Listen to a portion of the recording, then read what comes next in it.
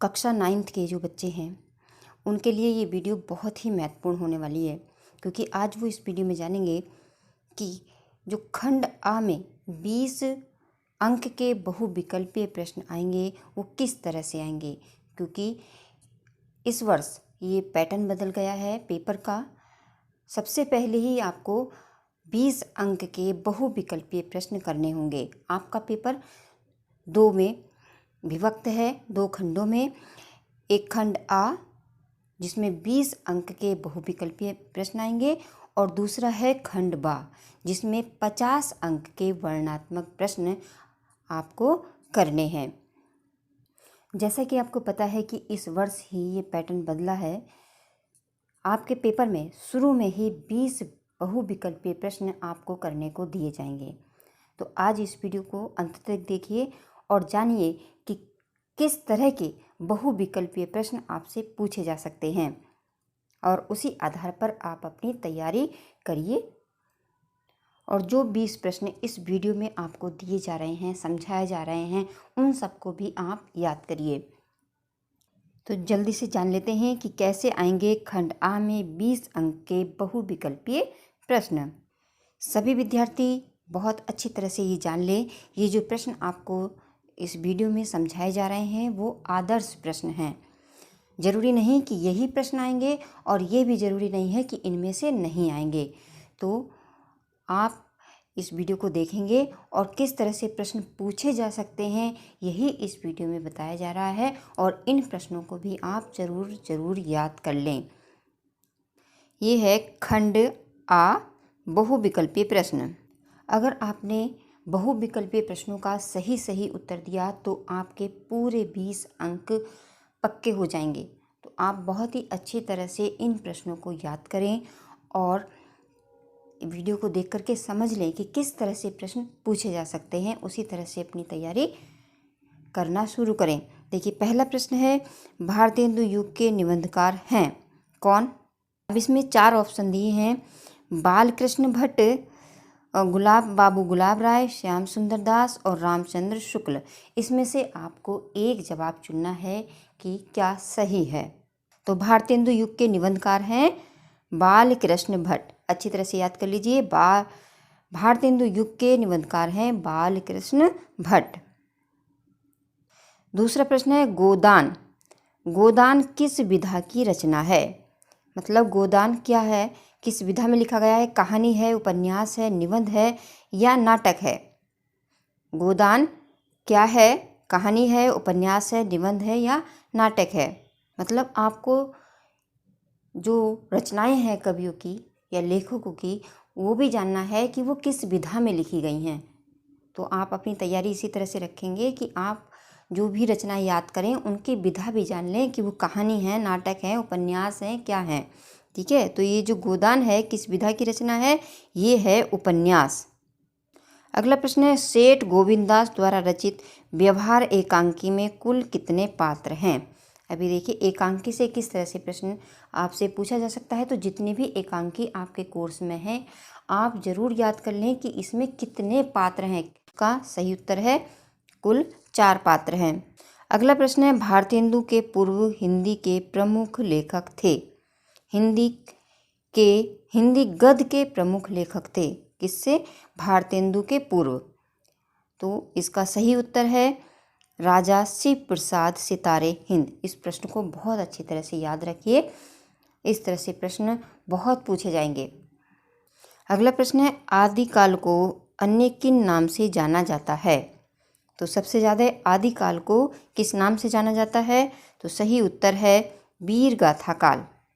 अगला प्रश्न है जो बहुत पूछा जाता है कि पृथ्वीराज रासो किसकी रचना है। पृथ्वीराज रासो किसकी रचना है, नरपति नाहलय, चंद्रवरदाई, दलपति विजय या विद्यापति। तो इसका सही उत्तर है चंद्रवरदाई। यह प्रश्न इस तरह से भी आ सकता है कि चंद्रवरदाई की रचना कौन सी है। तो आप लिखेंगे पृथ्वीराज रासो। अगला प्रश्न है सगुणोपासना की दूसरी शाखा कहलाती है। शाखा क्या कहलाती है सगुण उपासना की। देखिए, सगुण उपासना में 2 शाखाएं हैं। एक तो राम आश्रयी और दूसरी है कृष्ण आश्रयी। तो यहाँ पर सही उत्तर होगा कृष्ण आश्रयी शाखा। अगला प्रश्न है साखी शब्द रामायणी किसकी रचना है। अगर आपने कबीरदास जी की जीवनी याद की होगी तो आप बता सकते हैं कि साखी शब्द रामायणी किसकी रचना है, कबीरदास जी की। रस छंद अलंकार संधि समास से भी, शब्द रूप से भी, धातु रूप से भी आपसे प्रश्न पूछे जाएंगे। यहाँ पर देखिए लिखा है देखी रूप लोचन ललचाने हर्ष जनु निज निधि पहचाने। इसमें रस कौन सा है। देखी रूप लोचन ललचाने हर्ष जनु निज निधि पहचाने। इसमें रस बताइए कौन सा है। इसमें है श्रृंगार रस। अगला प्रश्न पूछा जा रहा है 10वां प्रश्न बंदौ गुरुपद पदुम परागा सुरुचि सुबास सरस अनुरागा के प्रत्येक चरण में कितनी मात्राएं हैं। तो ये चौपाई छंद है। चौपाई छंद में इसमें 16 मात्राएं हैं। अगर आपको याद नहीं है और कोई छंद आता है तो आप उस छंद को लिख करके कच्ची पेंसिल से लिखिए और उस पर मात्रा लगा करके देखिए और इस तरह से आप पता कर सकते हैं कि इसमें कितनी मात्राएं बैठ रही हैं। फिर आप उस छंद का नाम बता सकते हैं। जैसे आपके कोर्स में चौपाई छंद है, चौपाई छंद में 16 मात्राएं होती हैं। ये उसका उदाहरण भी है चौपाई का। बंदौ गुरुपद पदुम परागा सूरज सुबास सरस अनुरागा अमीय मुरिमय चूरन चारु समन सकल भवरुज परिवारो। तो आप इसको याद कर लीजिए क्योंकि चौपाई छंद तो आपके कोर्स में ही है और अगर इस छंद से प्रश्न पूछा जाता है तो आप आसानी से इसका उत्तर दे सकते हैं। अगला प्रश्न है अलंकार से तरनी तनुजा तट तमाल तरबर बहु छाए। अगर आपने अनुप्रास अलंकार पढ़े हैं, समझे हैं तो आपको पता होगा कि जहाँ पर वर्णों की आवृत्ति होती है, एक वर्ण की एक से अधिक बार आवृत्ति होती है, वहाँ पर अनुप्रास अलंकार होता है। तो यहाँ पर देखिए तरनी में ता है, तनुजा में ता है, तट में ता, तमाल में तरवर, यानी जो ता वर्ण है यहाँ पर ता वर्ण की कितनी बार 5 बार आवृत्ति हुई है, इसलिए यहाँ पर कौन सा अलंकार होगा, अनुप्रास अलंकार। मतलब अब आपको रटना नहीं है, उस प्रश्न को समझना है। अगर आपने समझ लिया है, किसी भी तरह से प्रश्न पूछा जाए आप उसका जवाब दे देंगे। अब यहाँ पर देखिए यथाशक्ति का समास विग्रह क्या होगा। यथाशक्ति का समास विग्रह होता है शक्ति अनुसार।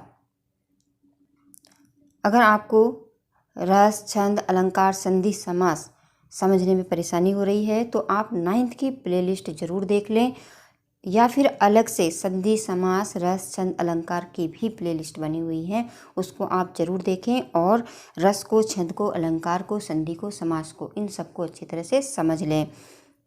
इन सभी वीडियो का लिंक डिस्क्रिप्शन बॉक्स में आपको मिल जाएगा।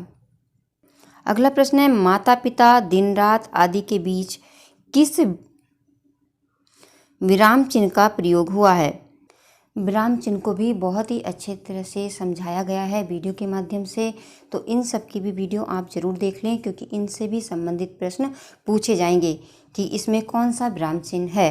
तो यहाँ पर देखिए माता पिता दिन रात, यहाँ पर लगा है कौन सा चिन्ह, योजक चिन्ह। यहाँ पर लगा है योजक चिन्ह, अच्छी तरह से याद कर लें। माता पिता दिन रात, इस तरह का जो चिन्ह होता है इसको कहते हैं योजक चिन्ह।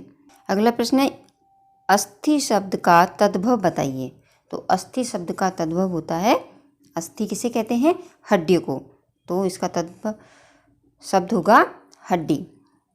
और हड्डी का तत्सम शब्द क्या होगा, अस्थि, क्योंकि किसी भी तरह से प्रश्न पूछा जा सकता है। आपको तत्सम भी आना चाहिए और उसका तद्भव भी आना चाहिए। आप इस वीडियो को देखने के बाद प्लेलिस्ट को ज़रूर चेक करें क्योंकि इसमें आपको विलोम की, पर्यायवाची की और राम के रूप की और धातु रूप की, शब्द रूप की, रस की, छंद की, अलंकार की, सब की वीडियो मिलेंगी जिसमें बहुत ही अच्छी तरह से, बहुत ही सरल तरीके से आपको समझाया गया है। तो आप उन वीडियो को देखें और जब आप वीडियो को देख लेंगे, समझ लेंगे तो फिर कहीं से भी आपसे प्रश्न पूछे जाएं आपको चिंता नहीं होगी। यहाँ पर देखिए अगला जो प्रश्न है अज्ञान का विलोम क्या है। तो अज्ञान का विलोम क्या होगा, ज्ञान। अगला प्रश्न है कमल राजीव जलज नलिन आदि कहलाते हैं, क्या कहलाते हैं, ये हैं पर्यायवाची। ये पर्यायवाची शब्द हैं क्योंकि ये किसके पर्यायवाची शब्द हैं, कमल के। कमल राजीव जलज नलिन, ये कमल के पर्यायवाची हैं तो ये इसलिए कहलाते हैं, ना तो ये प्रत्यय हैं देखिए, ना विलोम है, ना उपसर्ग हैं, तो ये क्या है, पर्यायवाची। प्रश्न आपसे इस तरह से भी पूछा जाएगा कि आपको कितनी समझ है। ठीक है, देखिए अगर आपने पर्यायवाची शब्द याद किए होंगे तो आपको पता चल जाएगा कि ये क्या है, कमल, राजीव, जलज, नील, क्या है ये, पर्यायवाची।